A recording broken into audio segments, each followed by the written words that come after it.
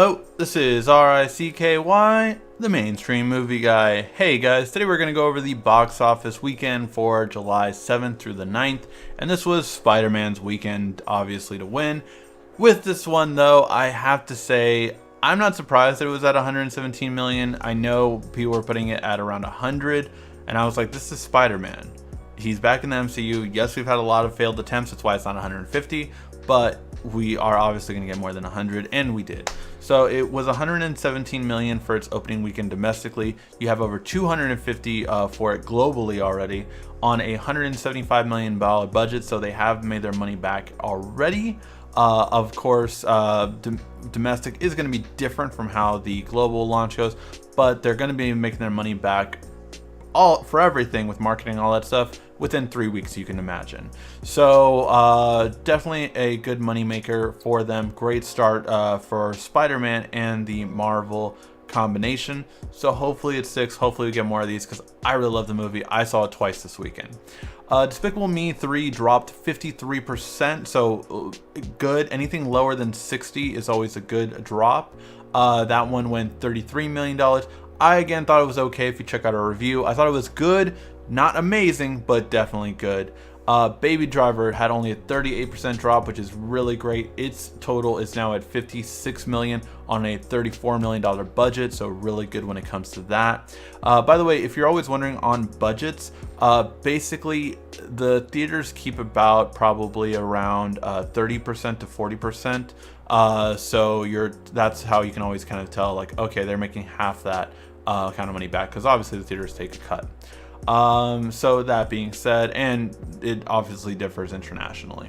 Wonder Woman is at 368. Again, it surpassed every other DC movie in terms of how much money it made total, so that is really amazing. Wonder Woman's definitely the best DCEU movie by far, so it definitely deserves it. Again, I saw that one twice as well.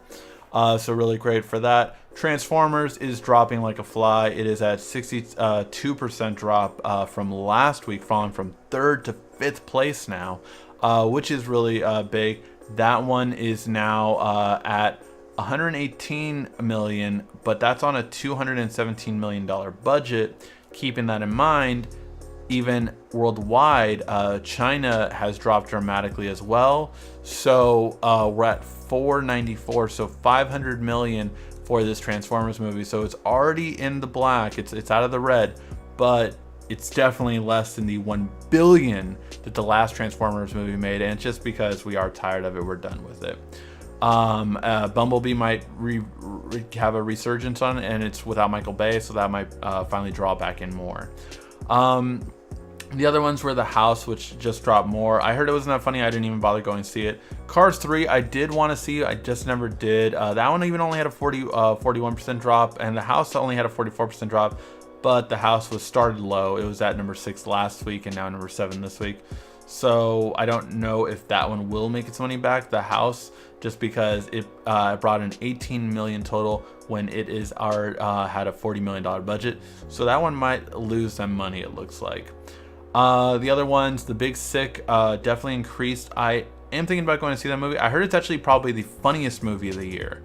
So if you want to see a comedy, apparently The Big Sick is one to definitely check out if it's around your area. It just opened in a bunch more theaters because it had a very small theater count. As you can see, some of these, have the average opening for theaters is 3,000 to 4,000. The Big Sick had 300. And that was with a 255 increase. So I live in Los Angeles, so I might go ahead and see it because I probably have a theater that has it. But if you do have one by you that does it, it's supposed to be one of the best comedies of the year, if not the best comedy. Which, let's face it, comedies haven't been that great lately. 48 Meters Down, and then The Bull Guard. I didn't think The Bull Guard was going to make that much. It just didn't seem like that much to me, at least in my interest. But maybe it ended up being good. Alright guys, so that was the box office for the top 10. Do you always want to see a top 10? Do you want to see a top 5? Let me know in the comment section what kind of talk you'd want to see on the box office. And I'm thinking about doing this every week now, so let me know in the comment section down below. Thank you guys always for watching. This has been RICKY, the mainstream movie guy.